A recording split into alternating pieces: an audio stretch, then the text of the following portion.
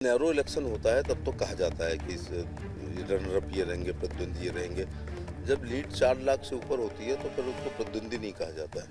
Bharatiya Janata party का की ticket की सबसे ज़्यादा मारामारी वहाँ होती है जिनकी कॉन्स्टिट्यूंसी में ये समाज जो होता है। स्वर्गीय मुलायम सिंह यादव जैसा व्यक्तित्व वाले व्यक्ति केवल 94,418 वोटों से जीते और बहन जी ने उनको 1 लाख वोट दिया।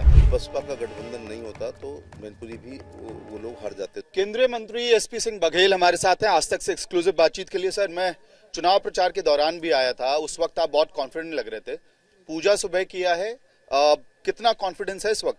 अच्छा, पूजा तो घर से निकलने से पहले 365 दिन, क्योंकि घर में मंदिर है और इसके लिए भी समय नहीं है किसी के पास, तो फिर बड़ा कठिन काम है। तो मेरा मंदिर घर में मंदिर है, तो मैं घर में निकलने से पहले 365 दिन भगवान को प्रणाम करके ही निकलता हूँ। कैंपेन के दौरान तो आप कह रहे थे कि चुनाव ये मार्जिन की लड़ाई है, आज वोटिंग का दिन है, मेन प्रतिद्वंदी किसको मान रहे हैं, बसपा को, सपा को?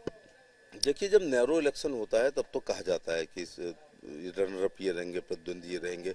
जब लीड 4 लाख से ऊपर होती है तो फिर उसको प्रतिद्वंदी नहीं कहा जाता है। सर, बड़ा दिन है, प्रधानमंत्री के भी विजुअल्स आ रहे हैं गुजरात से, लेकिन उत्तर प्रदेश के लिए भी बड़ा दिन।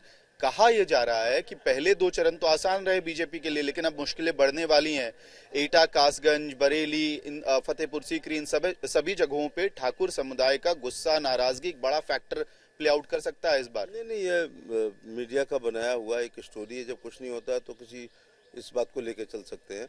मैंने परसों छत्री समाज के गांव किए हैं और भारतीय जनता पार्टी का जनसंघ के जमाने में मेरे इलाके में ठाकुर छत्री वोट बैंक रहा है। जनसंघ के दीपक में तेल सर्वाधिक छत्रियों ने डाला है और हमारे यहाँ तो हमारी जो बाईसी कहलाती है वो 0 डिवीजन के साथ भारतीय जनता पार्टी के कोई भी प्रत्याशी हो उसको वोट डालते हैं।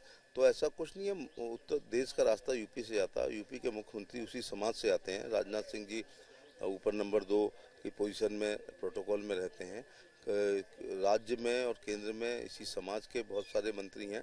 बल्कि मैं कह सकता हूं कि भारतीय जनता पार्टी की टिकट की सबसे ज़्यादा मारामारी वहां होती है जिनकी कॉन्स्टिट्यूंसी में ये समाज जो होता है। अखिलेश यादव कह रहे हैं मुश्किलें बढ़ाने वाले हैं अब यहाँ से। नहीं, पिछली बार बसपा से गठबंधन होने के बावजूद, मनोवांछित 5 सीटों पर लड़ने के बावजूद, उनकी स्वयं की धर्मपत्नी डिम्पल यादव कन्नौज से चुनाव हारी, फिरोजाबाद से अक्षय हारे और धर्मेंद्र बदायूं से हारे और बहन जी ने उनको 1 लाख से 1.5 लाख वोट दिया था।